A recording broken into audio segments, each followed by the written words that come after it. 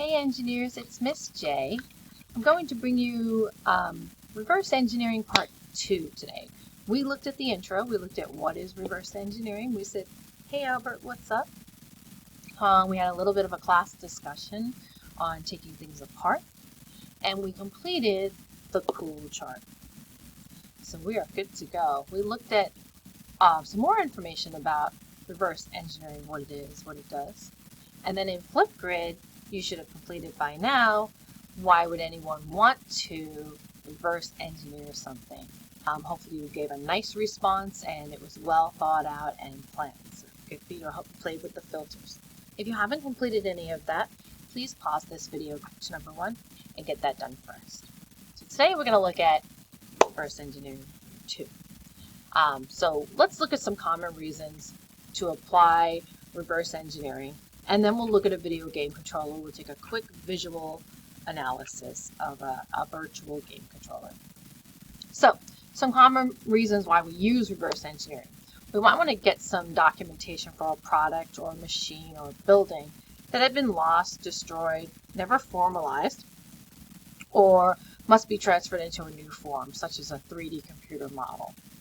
So that's important. We also might want to gain some possession of a competitor's product or another government's military equipment to identify the components. So what's going on inside? How can we reproduce it?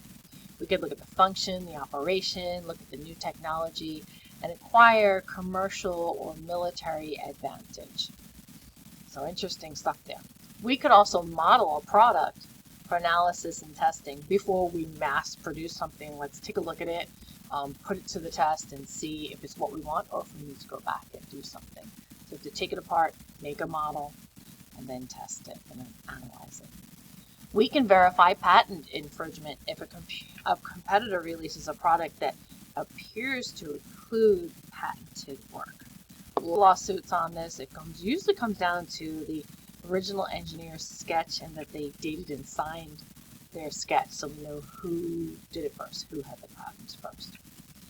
We can assess a product to improve the product or to avoid mistakes made by previous designers.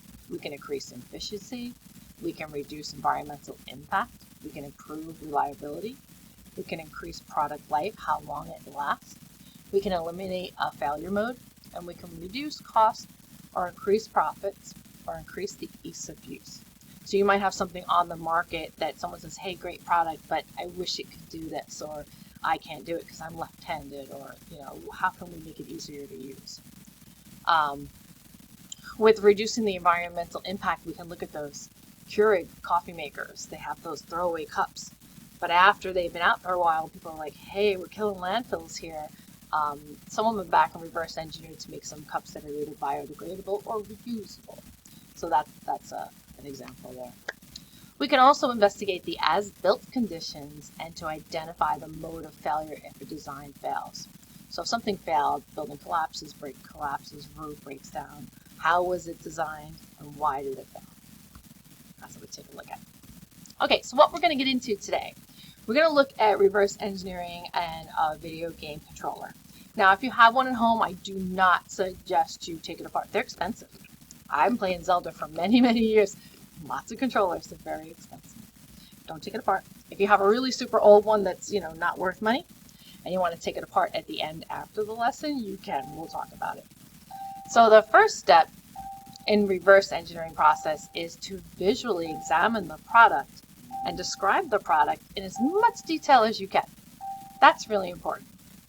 So we're going to look at the animation of a controller for a popular video game system. I haven't seen this controller, but maybe you guys have.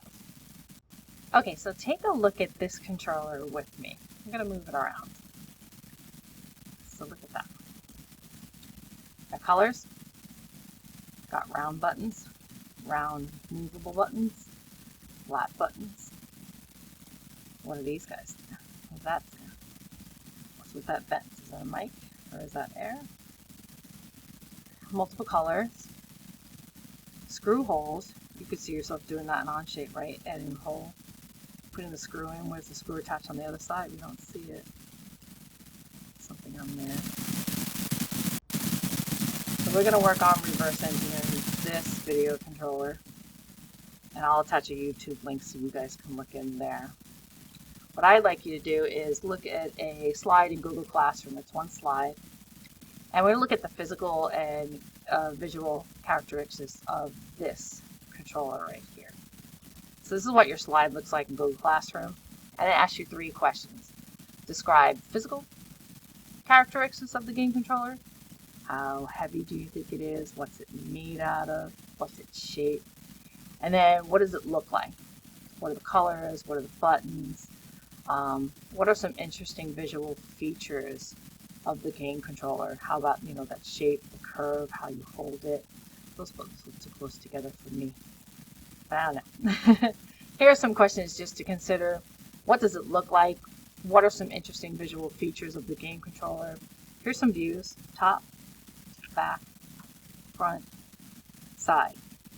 I'd like you to write 1 to 2 sentences for each of the questions on slide number 1.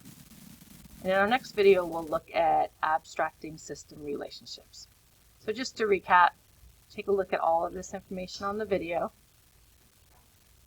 and fill out this one slide in Google Classroom talking about some characteristics of the video game. Thanks for watching.